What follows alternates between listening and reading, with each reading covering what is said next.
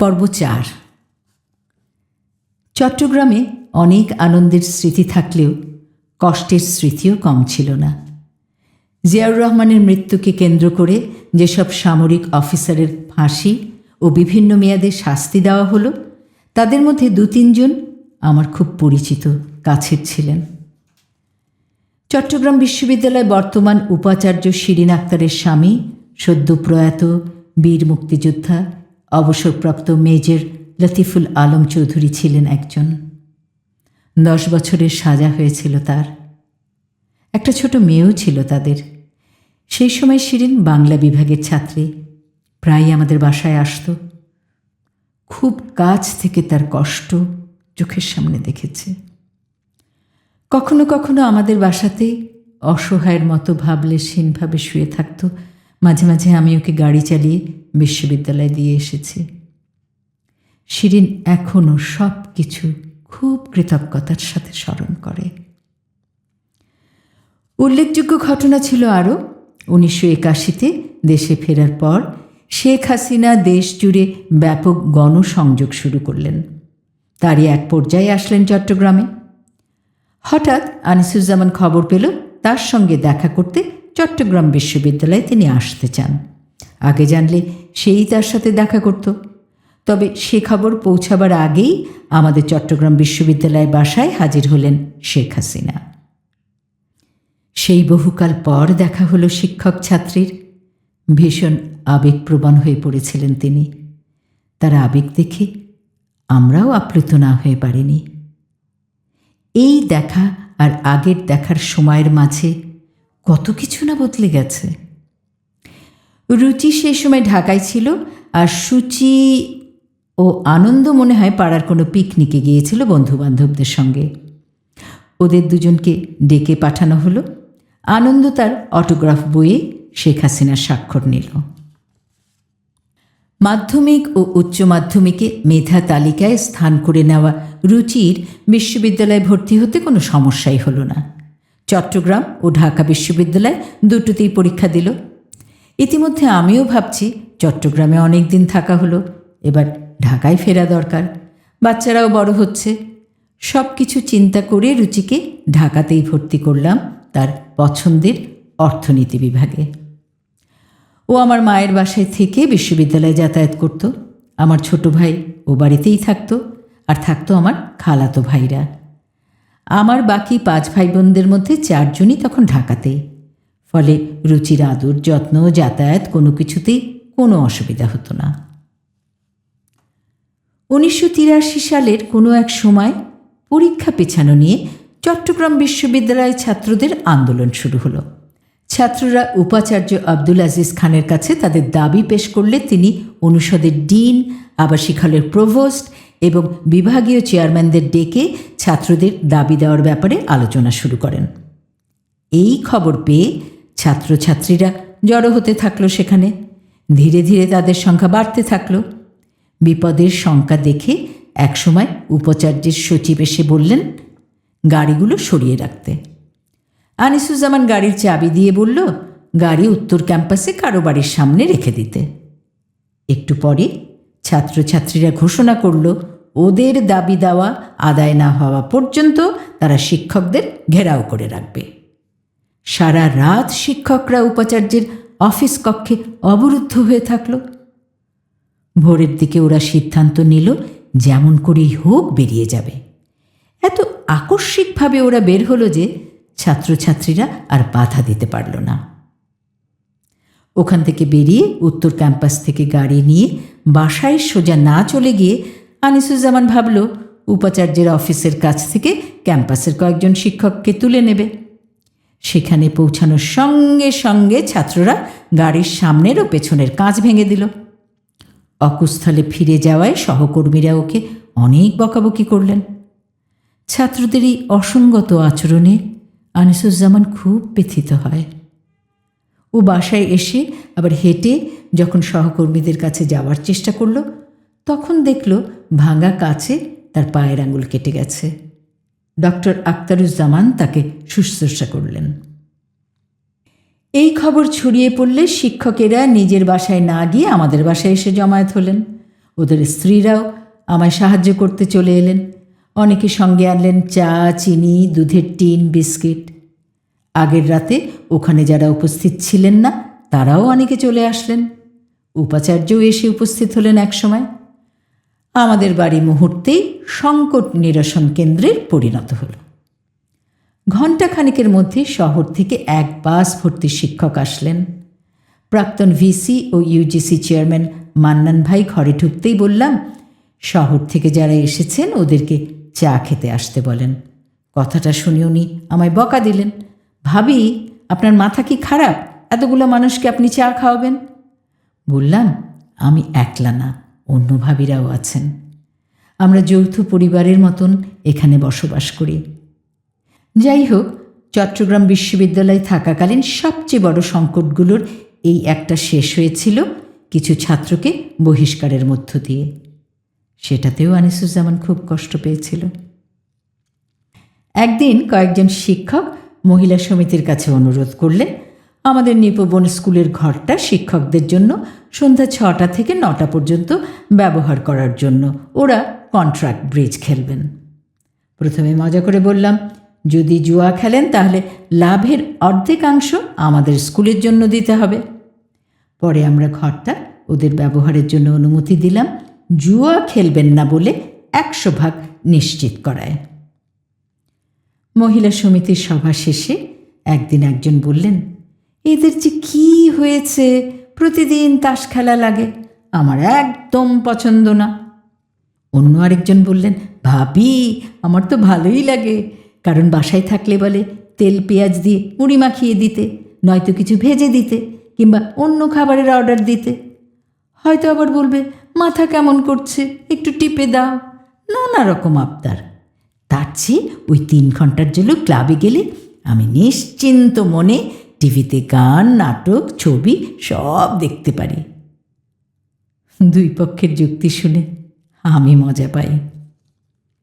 আমাদের মহিলা সমিতির তখনকার কার্যক্রম সম্পর্কে কিছু জানাতে চাই। চট্টগ্রাম বিশ্ববিদ্যালয় স্কুলে আমাদের ছেলে মেয়েদের মধ্যে যারা ইংরেজিতে দুর্বল তাদেরকে ইংরেজি শেখানোর ব্যবস্থা করি। এ ব্যাপারে আমাদের সবচেয়ে বেশি সহায়তা করেন ইংরেজি বিভাগের শিক্ষক আনিস আহমেদ, বর্তমান ভয়েস অফ আমেরিকায় কর্মরত। তিনি ও ফরিদা ভাবি বিনা পারিশ্রমিকে প্রতি শুক্রবার ও শনিবার সকালে ছেলেমেয়েদের ক্লাস নিতেন। ওদের কাছে আমরা কৃতজ্ঞ। এছাড়া সপ্তাহে 2 দিন গানের ক্লাস, 2 দিন সেলাইয়ের ক্লাস চলত।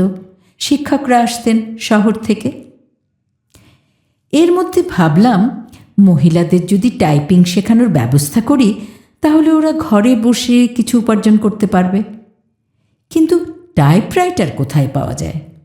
নতুন কেনার সামর্থ্য নেই। হঠাৎ মনে হলো উপাচার্যের প্রশাসনের সচিবের সঙ্গে পরামর্শ করি। উনি পরে খোঁজ নিয়ে জানালেন বেশ কিছু পুরনো টাইপরাইটার আছে এবং বিক্রি করা হবে। আমরা উপাচার্যের সঙ্গে যোগাযোগ করে আমাদের আবদার পেশ করলাম। বললাম বিনামূল্যে সেগুলো আমাদের দিতে হবে। উনি তখন বললেন, ওগুলোর অবস্থা ভালো না এবং খারাপ হয়ে গেলে আপনারা আবার বলবেন ঠিক করে দিতে, আমি তা পারব না। বললাম, আপনারা 4টা টাইপরাইটার সর্বসত্ব ত্যাগ করে দেন, আমি লিখে দিচ্ছি, ঠিক করার দায়িত্ব আমাদের। আমরা এগুলো ঠিক করে সপ্তাহে 2 দিন করে ক্লাস চালু করলাম। এর বেশ কিছুদিন পর মাসুমা খাতুন ভয়েস অফ আমেরিকার কয়েকদিনের জন্য আমাদের বাড়িতে বেড়াতে এলেন। একদিন বললেন, আপনারা এই নিরিবিলি পরিবেশে সময় কাটান কিভাবে? তখন নিপবন ও মহিলা সমিতির আদ্যপান্ত বললাম। উনি রেকর্ড করলেন। মাসখানেক পর তা প্রচার হবার পর উত্তর ক্যাম্পাস থেকে একজন মহিলা ফোন করে আমাকে জানালেন, ভাবি, এইমাত্র মাসুমা খাতুনের ভয়েস অফ আমেরিকার অনুষ্ঠান থেকে জানতে পারলাম আপনাদের মহিলা সমিতিতে টাইপরাইটিং শেখানো হয়, আর আমি হন্যে হয়ে খুঁজছি কোথায় গেলে আমি শিখতে পাব। আমি খুব অবাক হলাম। বিশ্ববিদ্যালয়ের দক্ষিণ ক্যাম্পাসের খবর উত্তর ক্যাম্পাস পেল সুদূর ভয়েস অফ আমেরিকার কল্যাণে। আমাদের পাড়ার সবচেয়ে ডানপিটে ছেলে ছিল মুসা, ইসলামের ইতিহাসের ডক্টর এনামুল হকের ছেলে। পুরো পাড়া সারাক্ষণ মাতিয়ে রাখত সে নানা ঘটনা ও অঘটনের জন্ম দিত। আমি বাচ্চাদেরকে খেলনা হিসেবে পিস্তল বন্দুক কখনোই হাতে উঠাতে দিতে রাজি নই। এ কথা শুনে এনাম সাহেব বলেছিলেন, এভাবে ছেলেকে বড় করলে খুব বেশি শক্ত হয়ে মানুষ হবে না তো। আমি কথাটার সাথে কখনোই একমত হতে পারিনি। একটা সময় মুসা ইসলামী ছাত্র শিবিরের রাজনীতিতে যুক্ত হয়, পরে যোগ দেয় ছাত্রদলে। এই অপরাধে ৯০-এর দশকের মাঝামাঝি সময় তাকে জীবনও দিতে হয়। ওই ঘটনার পরে আমি আমার দর্শনে আরও দৃঢ়ভাবে বিশ্বাস করা শুরু করি। মুসার সাথে আমার একটা মজার গল্প আছে। আমি শুধু গানের স্কুল করেই ক্ষান্ত ছিলাম না, পাড়ার সব ছেলে মেয়েদের গানের স্কুলে যেতে উৎসাহিত করতাম। তাদের বাবা মাদের বলতাম যাতে বাচ্চাদেরকে গানের স্কুলে পাঠায়। এর মধ্যে একদিন বাসায় আসার পরে শুনলাম আমাদের সেই দুর্ধর্ষ মুসা প্রাচীর টপকাতে গিয়ে পড়ে ব্যথা পেয়েছে। আমার ছেলেমেয়েরা খবর আনলো মুসা আমাদের বাসার কাছেই ছিল। আমি পাছে তাকে গানের স্কুলে ভর্তি করে দিই, সেই ভয়ে সে আমাকে দেখে পাঁচিল টপকাতে গিয়েছিল। আনন্দ বলেছিল, যে মুসা ভাই কোনোদিন কোনো কিছুকেই ভয় পায় না, সেও তোমার ভয়ে ভীত। তুমি গানের স্কুলের ব্যাপারে এমনই আতঙ্কগ্রস্ত করে ফেলেছ সবাইকে। যে মানুষ GUN গান ভয় পায় না, সে গানকে ভয় পাওয়া শুরু করেছে মা। ১৯৮৪ সালে আনিসুজ্জামান ২১শে পদক পেল। এই পুরস্কার গ্রহণ করবে কি করবে না সে নিয়ে প্রথম থেকেই কিছুটা দ্বিধাদ্বন্দ্বে ছিল। যেহেতু এটা রাষ্ট্রীয় পুরস্কার, তাই শেষ পর্যন্ত গ্রহণ করতে সম্মত হল।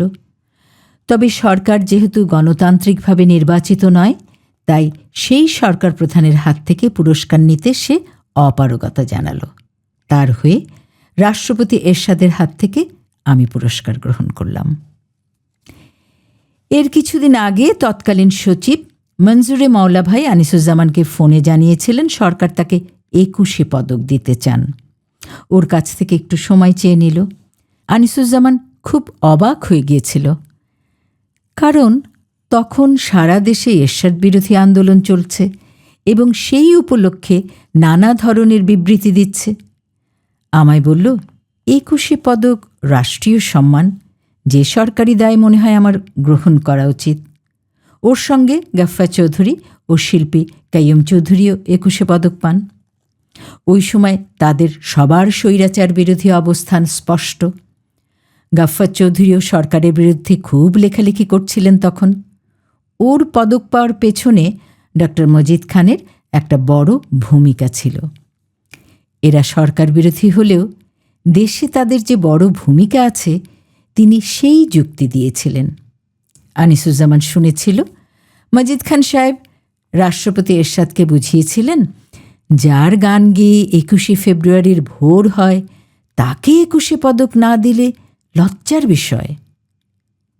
২১শে পদক পাওয়ার পর চট্টগ্রাম বিশ্ববিদ্যালয়ের বাংলা বিভাগের সর্বকর্মী ও ছাত্রছাত্রীরা একটা সুন্দর অনুষ্ঠানের মাধ্যমে ওকে সম্বর্ধনা দেয়।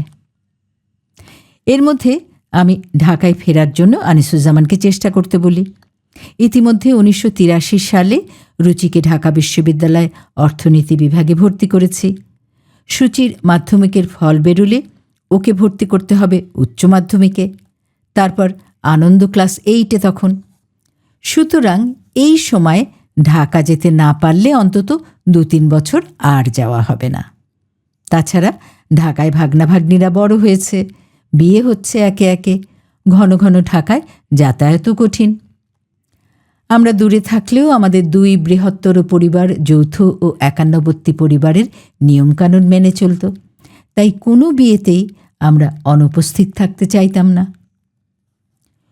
১৯৮৫ শুরুতে ঢাকা বিশ্ববিদ্যালয়ে যোগদানের সুযোগ পেলে আনিসুজ্জামান তাতে আবেদন করে।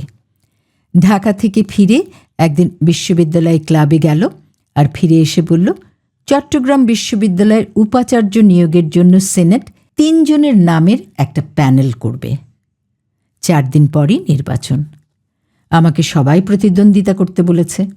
মনে মনে ভাবলাম কদিন আর সময় পাবে প্রচার চালাবার। তবে ভাবলাম যদি উপাচার্য নির্বাচিত হয় তাহলে ঢাকা যাওয়া তো পেছবেই, 2-3 বছরের জন্য সব রকম সৃজনশীল কাজ থেকেও দূরে থাকবে। আর হয়তো কারো কারো অন্যায় আবদারও মেটাতে হবে। সব মিলিয়ে তার প্রার্থিতায় খুব বেশি খুশি হতে পারছিলাম না। যাই হোক, আনিসুজ্জামান নির্বাচনে অংশ নিল। হঠাৎ করে সিদ্ধান্ত নেওয়ায় এবং অল্প সময়ের মধ্যে প্রচার চালানোর জন্য চট্টগ্রাম বিশ্ববিদ্যালয়ের বহু শিক্ষক কয়েকদিন ধরে দিনরাত আনিসুজ্জামানের জন্য পরিশ্রম করলেন। নির্বাচনের ফল বেরুল। দেখা গেল ডক্টর মোহাম্মদ আলী সর্বাধিক ভোট পেয়েছেন, তারপর আনিসুজ্জামান এবং ডক্টর আলমগীর সিরাজউদ্দিন। এখান থেকে চ্যান্সেলর এরশাদ তার পছন্দের একজনকে নির্বাচন করবেন। পদার্থবিজ্ঞান বিভাগের অধ্যাপিকা হামিদা আপা দারুণ সাহসী এবং কর্মঠ মহিলা। উনি অনুরোধ ও ব্যবস্থা করলেন আনিসুজ্জামান যেন একবারের জন্য হলেও মন্ত্রী মাহমুদুল হাসানের সঙ্গে সাক্ষাৎ করে। সাক্ষাতে আনিসুজ্জামানকে মন্ত্রী বললেন, প্যানেলের যাকেই প্রেসিডেন্ট ভাইস চ্যান্সেলর নিযুক্ত করেন না কেন তার কাছ থেকে কিছু প্রত্যাশা থাকবে। ও তখন জানতে চাইল, চ্যান্সেলরের আবার কি প্রত্যাশা? উত্তরে মন্ত্রী বললেন, চ্যান্সেলর রাজনীতি করেন, তার ছাত্র সংগঠন আছে। আনিসুজ্জামান বলল, ছাত্রদের মধ্যে নিরপেক্ষ থাকতে না পারলে কোনো ভাইস চ্যান্সেলর বিশ্ববিদ্যালয় সুষ্ঠুভাবে চালাতে পারবে না। ও চ্যান্সেলরকে সাহায্য করার কোনো প্রতিশ্রুতি দিতে পারল না। অতএব কী হতে যাচ্ছে সে ধারণাও পেয়ে গেল। কিছুদিন পর মোহাম্মদ আলী সাহেব উপাচার্য নিযুক্ত হলেন। কয়েকদিন পর অফিসার্স সমিতি থেকে সম্বর্ধনার আয়োজন করা হয়। কেউ কেউ খুব সংকোচের সাথে আমাকে সেখানে স্বাগত বক্তব্য দিতে বলে। আমি তাদের আশ্বস্ত করি যে সংগঠনের সাধারণ সম্পাদক হিসেবে এটা আমার দায়িত্ব, অতএব যথানিয়মে আমি তা পালন করব। আমি বক্তৃতা দিতে পারি না, তাই লিখে নিয়ে আনিসুজ্জামানকে বললাম সেটা দেখে দিতে। ও সেটা সংশোধনও করে দিল। আমি যেহেতু মনে মনে ঢাকা আসার চিন্তা করছি তাই অত বিচলিতও ছিলাম না। মজার ব্যাপার, এরশাদ সাহেব শেষ কয়েক বছর আনিসুজ্জামানকে কোথাও দেখলে নিজেই এগিয়ে আসতেন এবং নানা ধরনের আলাপ জুড়ে দিতেন। আনিসুজ্জামানের ঢাকা আসার ব্যাপারে আগেও বেশ কয়েকবার আলোচনা হয়েছিল। ফজলুল হালিম চৌধুরী ঢাকা বিশ্ববিদ্যালয়ের উপাচার্য থাকা অবস্থায় একবার চট্টগ্রাম বিশ্ববিদ্যালয়ে এসেছিলেন এবং ওকে জিজ্ঞেস করলেন, বলেন তো আপনাকে ঢাকায় নেওয়ার ব্যাকরণটা কি? উত্তরেও বলল, এটা নিয়ে এত কাদা ছোড়াছুড়ি হয়েছে যে আপনার আর নিজের হাত নোংরা না করাই ভালো। ফজলুল হালিম চৌধুরী ওকে খুব পছন্দ করতেন, ফলে আরও কয়েকবার চেষ্টা করেছেন, কিন্তু ও আর রাজি হয়নি। ওনার স্ত্রী শামসুন্নাহার খুকু আমার সহপাঠী ছিল। সব সময় মুখে তার একটা স্নিগ্ধ হাসি লেগে থাকত। ফজলুল হালিম চৌধুরী সাহেবের ব্যর্থ চেষ্টার পর উপাচার্য শামসুল হক সাহেবও ওকে ঢাকায় আনার চেষ্টা করেন। উনিও উপাচার্য হবার পরপরই বলেছিলেন প্রফেসরশিপের পদ বিজ্ঞাপিত হলেই যেন তাড়াতাড়ি আবেদন করে। বিজ্ঞাপন বের হবার পর অনেক দিন আনিসুজ্জামান আবেদন করেননি। একবার ঢাকায় কোনো এক কাজে এলে বাংলা বিভাগের মোহাম্মদ আবু জাফর একটা আবেদনপত্র নিয়ে এসে বলল, আপনি এখানে একটা সই করে দিন, আর কিছু করতে হবে না। নিয়োগ পেলে তখন আপনি ভাববার সময় পাবেন আসবেন কি আসবেন না। আনিসুজ্জামান স্বাক্ষর করে দিল আর জাফর বাকি কাগজপত্র জোগাড় করে আবেদনপত্র জমা দিয়ে দিল। ঢাকা থেকে ফিরে এসে সব ঘটনা বলল। জাফরের অসাধ্য কিছুই নেই। ওর কাছে সব খবর শুনে একটু আশা হলো যে শেষ পর্যন্ত হয়তো ঢাকায় যাওয়া হতে পারে। ও যে শেষ পর্যন্ত সই করেছে তার জন্য কৃতজ্ঞতা জানালাম। দরখাস্ত দেওয়ার তারিখ চলে যাওয়ার পরও নির্বাচক মণ্ডলীর সভা আর বসে না। উপাচার্যও তেমন আগ্রহ দেখান না। কথাবার্তায় ঢাকা বিশ্ববিদ্যালয়ে না আসার ইঙ্গিত দেন। ওর কথাবার্তায় আনিসুজ্জামান আহত হয়, কিন্তু অবাক হয়নি। পরেও বুঝতে পারে বিভাগে সিনিয়রিটির দিক থেকে যারা অনুজ তাদের সুবিধা করে দেবার জন্য নির্বাচক মণ্ডলী দেরি করে সভা করছেন। ফলে একসময় আনিসুজ্জামান সর্বকনিষ্ঠ হয়ে গেল।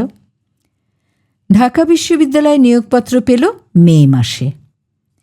নানা বিষয় চিন্তাভাবনা করে মাস তিনেক পর কাজে যোগদান করার জন্য আবেদন করল। ওর যোগদানের খবর পেয়ে চট্টগ্রামে অনেকে ওর সিদ্ধান্ত পরিবর্তনের অনুরোধ জানালো। ছাত্রছাত্রীদের জন্য আমার খুব খারাপ লেগেছিল, কিন্তু আমি তখন নিরুপায়। জুলাই মাসে আমার ছোট ভাইয়ের বিয়ে উপলক্ষে আমরা সবাই ঢাকায় এলাম। কিছুদিন পরে আনিসুজ্জামান একাই চট্টগ্রামে ফিরে গেল।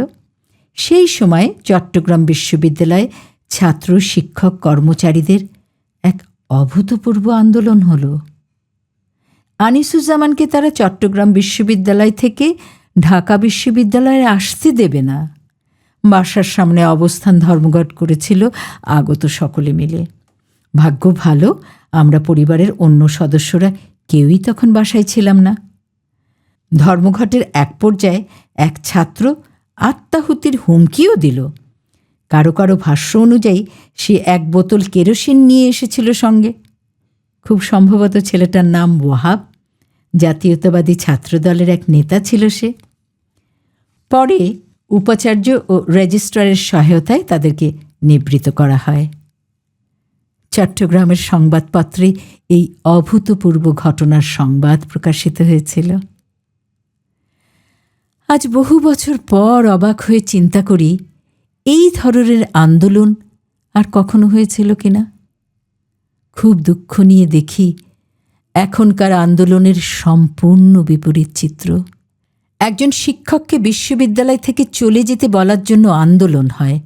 এটা কি শিক্ষকদের নৈতিকতার স্খলন, না ভালোবাসার অভাব, না ছাত্রদের মৌলিক অবক্ষয়? এরপর ঢাকা বিশ্ববিদ্যালয়ে যোগদানের নতুন নাটক শুরু হলো।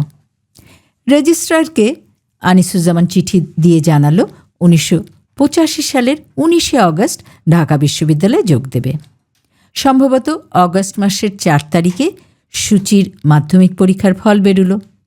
সেই দিনই দুপুরে ঢাকা বিশ্ববিদ্যালয়ের উপাচার্য শামসুল হক আনিসুজ্জামানকে ফোনে রাগত স্বরেই বললেন, তাকে জিজ্ঞেস না করে আনিসুজ্জামান যোগ দেওয়ার তারিখ ঠিক করে ফেলেছে।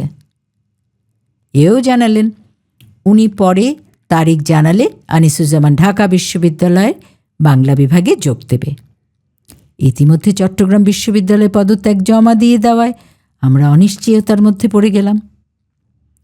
পরদিন সকালে আমার বান্ধবী লীনা, অর্থনীতিবিদ মুজফ্ফর আহমেদের বড় ভাই মঞ্জুর ভাইয়ের স্ত্রী, ফোন করে সূচির পরীক্ষার ফল জানতে চাইল। বললাম, ভালো হয়েছে, ফার্স্ট ডিভিশন পেয়েছে, কিন্তু অন্যদিকে ভীষণ ঝামেলা শুরু হয়েছে। আনিসুজ্জামানের নিয়োগের ব্যাপারে সমস্যা হচ্ছে। তুই মুজফ্ফর ভাইকে এখনই ফোন করে আনিসুজ্জামানের সাথে কথা বলতে বল, আর নাজুকে খবরটা দিয়ে বল রাজ্জাক স্যারকে ব্যাপারটা জানাতে। রাজ্জাক স্যারকে সব জানালে তিনি এতই রেগে গেলেন যে ইংরেজিতে প্রশ্ন করলেন, কবে থেকে নিয়োগপ্রাপ্ত শিক্ষকদের বিশ্ববিদ্যালয়ে যোগ দিতে হলে ভাইস চ্যান্সেলরের অনুমতি নিতে হয়? আনিসুজ্জামান কামাল হোসেনকে জানালে উনি বললেন, আপনি সময় মতো যোগ দিন, বাধা দিলে মামলা করা যাবে। মুজফ্ফর ভাইকে খবরটা দিলে উনি খুব আশ্চর্য হয়ে বললেন, কাউকে দিয়ে বলার দরকার যে উনি কাজটা ঠিক করছেন না। সেদিন ওর বিদেশে যাওয়ার কথা ছিল, সেটা বাতিল করে আনিসুজ্জামানের জন্য আন্তরিকতার সঙ্গে চেষ্টা চালিয়ে যান। এরপর আনিসুজ্জামান চট্টগ্রাম বিশ্ববিদ্যালয় উপাচার্যকে সব ঘটনা বলে অনুরোধ করল ওকে অব্যাহতি দানের সময় পিছিয়ে দেওয়া যায় কি না তা বিবেচনা করতে। পরদিন উপাচার্যের বাসায় ওকে ডাকলেন। ও যাওয়ার আগেই উপস্থিত আলমগীর সিরাজউদ্দিন জানালেন, অবসর গ্রহণের তারিখ একবার স্থির হয়ে গেলে আইনত সেটা আর বদল করা যায় না। উপাচার্যও তার বক্তব্যে সায় দিলেন। আনিসুজ্জামান চলে এলো। ওকে বললাম, বিশ্ববিদ্যালয়ে তোমার চাকরি না থাকলে কোনো সমস্যা হবে না। আমাদের অনেক আত্মীয় স্বজন ও বন্ধুবান্ধব আছেন, কিছুদিন আমরা চলতে পারব। আর তুমি লেখালেখি করেও আয় রোজগার করতে পারবে। সেদিন চিন্তিত হয়ে মান্নান ভাই লাইব্রেরিতে গিয়ে বললেন, ভাবি, আপনি চাকরি ছাড়েননি তো? আমি বললাম, না, নতুন চাকরি না পাওয়া পর্যন্ত চাকরি ছাড়ব না, যতই কষ্ট হোক। আর যাওয়ার সময় পেনশনের পুরো টাকা নিয়ে যাব। মান্নান ভাই শুনে হাসলেন এবং খুশি হলেন। বুঝলাম উনি আমাদের পরম হিতৈষী।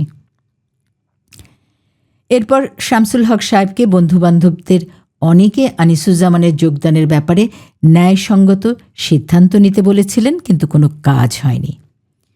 অবশেষে সাইদুজ্জামান, ওর ছাত্র, তখন অর্থমন্ত্রী, ওর কথায় কাজ হলো। তখন শামসুল হক সাহেব নিজেই আনিসুজ্জামানকে ফোন করে বললেন ও কেন সাইদুজ্জামানকে বলতে গেছে, এবং 19 তারিখে এসে তার আগে ওর সাথে দেখা করে তারপর যেন বিভাগে যোগ দিতে যায়। সবাইকে নিয়ে অগস্টের 18 তারিখ রাতের ট্রেনে রওনা দিলাম। এত রাতেও বিশ্ববিদ্যালয় থেকে 14 মাইল দূরের চট্টগ্রাম স্টেশন তখন লোকে লোকারণ্য। বিশ্ববিদ্যালয় দারোয়ান, পিয়ন থেকে শুরু করে এমন কেউ বাদ যায়নি যে আমাদের বিদায় দিতে আসেনি। 16 বছরের স্মৃতি, এত মানুষের ভালোবাসা আর চোখের জল ফেলে আমরা বিদায় দিলাম চট্টগ্রামকে। ছেলেমেয়েরাও কোনোভাবেই নিজেদের সামলাতে পারছিল না। সকালে ট্রেন ঢাকা পৌঁছালে আমরা স্বামীবাগে আব্বার বাসায় গিয়ে উঠলাম। আনিসুজ্জামান চলে গেল শামসুল হক সাহেবের সঙ্গে দেখা করতে।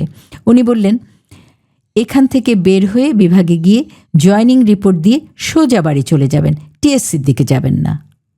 তখনও বুঝল 19 তারিখ ছিল কলা অনুষদের ডিনের নির্বাচন ও ভোট গণনা। উপাচার্যকে কেউ কেউ বুঝিয়েছিলেন যে মোমিন চৌধুরীকে আনিসুজ্জামান ভোট দেবে, উপাচার্যের পছন্দের লোক মোহাম্মদ মনিরুজ্জামানের বদলে। আনিসুজ্জামান পরে বলেছিল, 19-20 বলা হলেও 19 আর 20-এর মধ্যে পার্থক্য খুব সামান্য নয়। চট্টগ্রাম বিশ্ববিদ্যালয়ের এক ট্রাকে এবং প্রফুল্লচন্দ্র সিংহের সৌজন্যে কুণ্ডেশ্বরী ঔষধালয়ের আরেক ট্রাকে আমাদের সংসারের সব জিনিসপত্র ঢাকায় এলো।